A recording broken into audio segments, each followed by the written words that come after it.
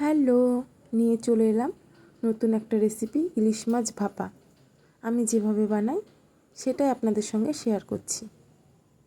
প্রথমে ইলিশ মাছ পরিষ্কার করে ধুয়ে নুন আর হলুদ মেখে নেব এবং নুন হলুদ মেখে 15 থেকে 20 মিনিট আমি রেখে দেব, যেহেতু কাঁচা মাছ রান্না করব তাই।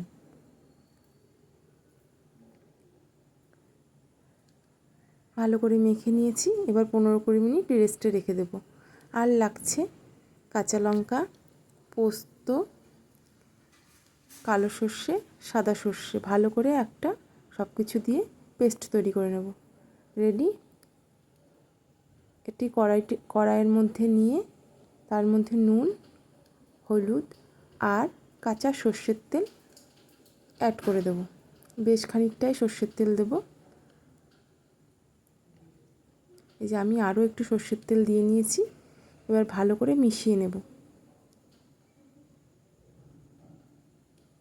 আর অন্য কোনো মশলা এতে দেব না, কারণ যত মশলা দেবেন তত ইলিশ মাছের টেস্ট এবং গন্ধ দুটোই কমে যায়।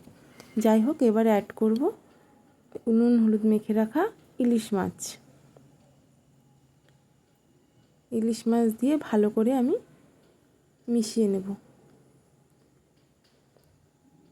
এবার মশলার বাটি ধোয়া জল খানিকটা দিয়ে দেব। তারপর যার যতটুকু গ্রেভি রাখবেন সেই বুঝে একটা জল দিয়ে দেবেন।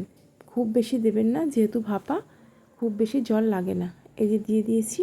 এবার দিয়ে দিলাম খানিকটা কাঁচা সর্ষের তেল আর কয়েকটা কাঁচা লঙ্কা চিড়ে দিয়ে দিলাম। এবার ঢাকা দিয়ে মিডিয়াম আঁচে 5 মিনিট রান্না করে লো আঁচে আরও 15 থেকে 20 মিনিট রান্না করে নিয়েছি। দেখুন, ইলিশ মাছ ভাপা আমার ডান। এবার একটু কাঁচা সর্ষের তেল ছড়িয়ে 2-3 মিনিট ঢাকা দিয়ে রাখবো, যাতে কাঁচা সর্ষের তেলের গন্ধটা এই ইলিশ মাছের মধ্যে ভালোভাবে চলে যায়।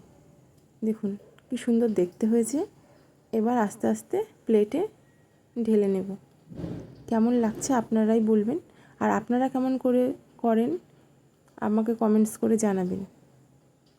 ভিডিওটা কেমন লাগলো অবশ্যই জানাবেন। ইলিশ মাছ ভাপে হলে আর কিছুই লাগে না। যারা ইলিশ মাছ পছন্দ করেন তারা তো অবশ্যই জানেন। খেতে কিন্তু খুবই সুস্বাদু হয়েছিল, খুব কম মশলায়। এরকম ইলিশ মাছ ভাপা সবাই বানায়, আমিও বানালাম, আপনাদের সাথে শেয়ার করলাম। ভালো লাগলে একটা লাইক করবেন।